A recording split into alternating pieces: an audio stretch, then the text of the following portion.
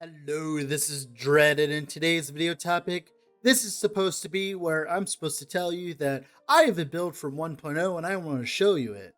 Well, sadly, that isn't the case. But instead, we're going to be talking about VoidKnight Warpath. So, I am essentially a Warpath enjoyer. I've been playing Warpath for years and years now, and I have played almost every single Warpath build under the sun. And recently, I realized with the adaptive melee changes, Warslash might actually be back on the table again. But before we get into the video, I'd heavily suggest leave a like on the video and subscribing to the channel, as that is the best way of supporting me. So, with all that being said, let's talk about Warslash Warpath.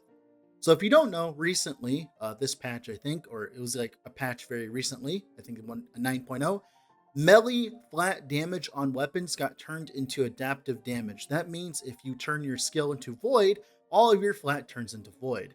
And this is a gigantic buff to items like Apathy's Maw. If you don't know, Apathy's Maw gives a very large amount of melee flat void, and now that melee damage on the implicit there is turned into melee flat void when we have a void skill, it makes it much better for our purposes. And today we're using it with Warslash. So one of the biggest problems with utilizing Warpath, normal Warpath with Apathy's Maw, is Apathy's Maw has an insanely low attack speed rate. This leads to this kind of version of Warpath to not do that much damage in general, right? You feel very ZDPS in general. Well, thankfully, we have a solution. With Warslash, you channel Warpath for a few seconds, and then you have a giant slash, which does melee damage, and an AoE, and it scales with all the nodes inside Warpath's tree, right? What's really cool about this node is it does not get the 40% less damage from the basic Warpath part, right? So if you don't know, Warpath attacks twice per second, but it gets like 40% less damage. Instead, it has a, I think, 200% added damage effect on this that isn't affected by attack speed or anything like that, meaning that the attack speed line on Apathy's Maw is completely non-functional for us.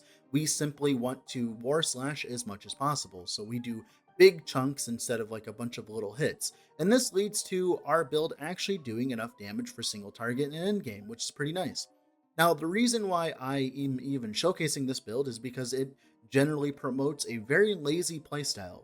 People don't like pressing buttons in ARPGs, and I completely understand that. And thankfully, with all the changes to last Epoch, we have finally found a Warpath build that doesn't require that many buttons to press while also doing applicable single target damage. As you can tell, without really touching much other than anomaly and reversal on single target, we can kill this shade without too many issues. Now, of course, the shade is a little tanky, as you can see with the modifiers on the side, as people for some reason never actually look at the modifiers on the side on my videos, even though like I literally put modifiers on all of my bosses. A little weird, but whatever, right? This means that, of course, we can kill bosses with these and also go through monoliths with these, right? The extra few precious seconds you spend on a boss can be, well, more than easily made up for by how fast this does monoliths right now. Now, of course, how does this all work? Well, the main reason why this even functions as a skill is because of its interactions with Echo. So Echo, you can Echo with your Warpath, which causes many Warpaths to come out and start swinging. Thankfully, this actually interacts with Warslash. Whenever you get like one of those mini echoes and they're done attacking, they actually attack with Warslash. And these Warslashes do a decent amount of damage. Like for instance, if I'm on the dummy, they do like 500k hits each, right? And then my big Warslash is hitting for like 1,000,000 on the dummy with all of my buffs up and stuff like that. Meaning that we are actually doing pretty good damage on this build, even to the point where we're actually procking boss DR on certain bosses, unironically. Usually you don't get to do that on a Warpath build, because usually Warpath builds are on the lesser of the DPS spectrum. But in general, this build doesn't really have that problem. Now, of course, the only thing is the biggest difference is you do need to press reversal, because you need to stop Warpathing every so often to, of course, trigger the big slash, which is all of your damage. Now, if you don't want to do this, this is completely fine. It's just simply for single targets, it will take a bit longer. But as you can tell in the Monolith gameplay, I can press reversal and delete everything on the screen whenever I want to, thanks to the Warslash stuff. It takes a little bit of a windup, but it's definitely worth it. and I have really enjoyed this build. Now, of course, we focus on everything else that a lazy Warpath build would do. Get as much crit chance as possible, percent damage. We don't have to worry about, of course, attack speed on our gear at all, which is really nice. Now, one thing I'd like to note though, I have a base critical strike chance Apathy's Maw. Until you get a base critical strike chance Apathy's Maw, you will probably need to use a different weapon with base crit on it. Now, thankfully, thanks to the way that this build is working, you don't really care about what item you're using at all, as long as it has good stats. You could even use like a pole arm per se, right? With like a decent amount of flat and melee crit chance. Like, you don't have to use Apathy's Maw. Just Apathy's Maw for endgame ends up being the best for us, of course, right? But you could use like a base crit spear all the way until you can run an Apathy's Maw. So this build actually is pretty cheap to get started, because you don't actually need any of the items that I have currently in the planner. These are just all nice to haves and things that you eventually want to invest into, right? And of course, with 1.0 coming around with MG, there will probably be hundreds of 1LP Apathy's Maw on the market. At least I'm going to assume so. So this should not be much of an issue to get. Now, with all that being said, this has been the intro. Let's go in the game and talk about the build some more, shall we? All right, so here we are in game with the character. So let's go over the skills. So for Warpath here, we take 2 points travel to Unchained, 1 point to Reckless Spin. This will make it so Warpath costs 0 mana while we're spinning. Then we take 2 points travel into Molten Path, 5 points into Giant Splitter. This gives us a very big Warslash. As you can tell, we wait for the slash here like that, right? Lots of extra damage, lots of free damage, and of course you saw the echoes proccing it as well, which is really cool. And of course we take 2 points travel into Void Spiral, although this is a decent amount of flat. 1 point into Echo Knight for the percent damage, of course, and turning it into Void so it echoes. 1 point into Apocalypse Whirl, which turns all bleed and ignite stuff into Time Rot chance. So if you're having problems with keeping Time Rot stacks on the enemy, you can just grab some bleed or ignite chance and be fine.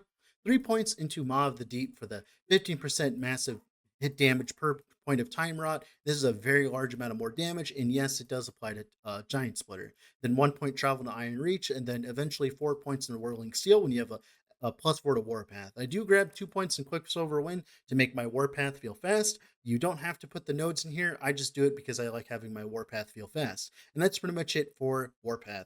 For Anomaly, it's just utilitarian. We turn off the anomaly stuff.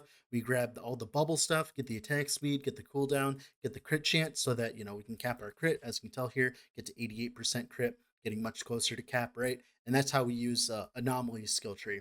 Then for reversal, stereotypical reversal tree, just getting the 60% increased damage here from taking enemies, then the like 48% more damage from Time Rot, which is really good. This is what makes this build viable, by the way, is food for worms, and of course all the usual stereotypical volatile reversal stuff.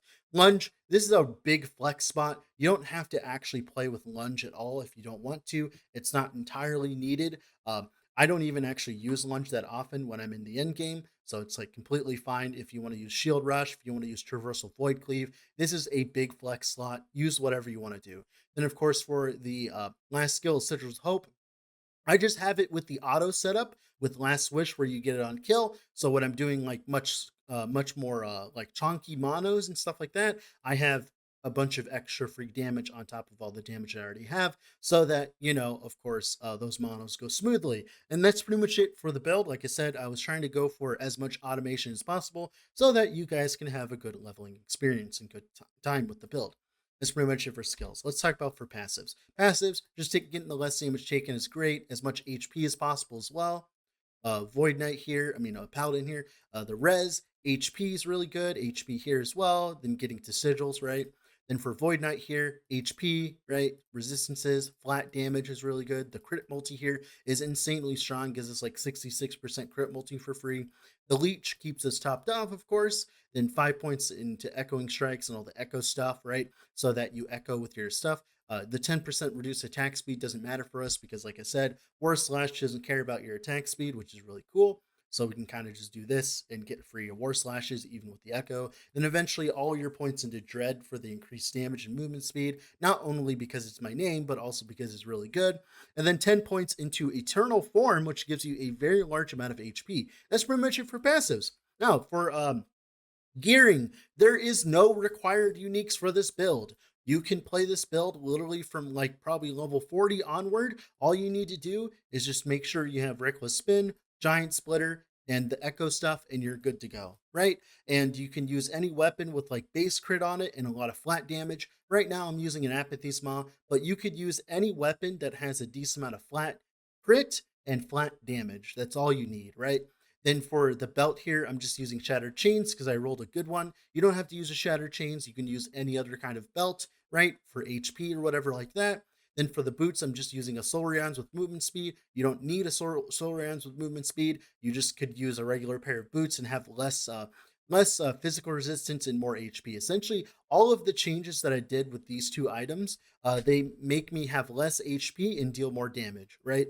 If you want to have essentially more damage while also having like normal items here, take all these res slots, like camp your res with these slots, and then go for like increased damage with echoes and stuff like that, or like increased melee void damage, and you can get to the point where I'm currently at, right? Just have better gear than I currently have. I kind of just threw this character together. And that's pretty much it for mandatory items. Now for gearing here, helmet here, I do have armor shred effect. This armor shred on top of the armor shred from my idols here is enough to get us a decent amount of armor shred so we can hit hard. The biggest problem with these kind of builds, the one big hit builds, is like we need armor shred to like, do a decent amount of damage. So that's what this armor shred effect helps with these two idols, right? And of course, increased damage with new skill echoes, just free damage when you're clearing. And then, of course, HP, critical strike avoidance. For the amulet here, I went for crit chance, void damage, like some resistances and stuff, not too crazy. Eventually, you could use like a res base and then free some res here or there, get more damage. Chest here, just levels to Warpath, Vitality, increased health. For this, you could actually get a very large amount of increased damage when the skill echoes. That would actually make this build do significantly more damage. So I'd heavily suggest doing something like that instead of that Vitality. And then eventually, like maybe like a +4 to Warpath or something, right? And then HP on the suffix.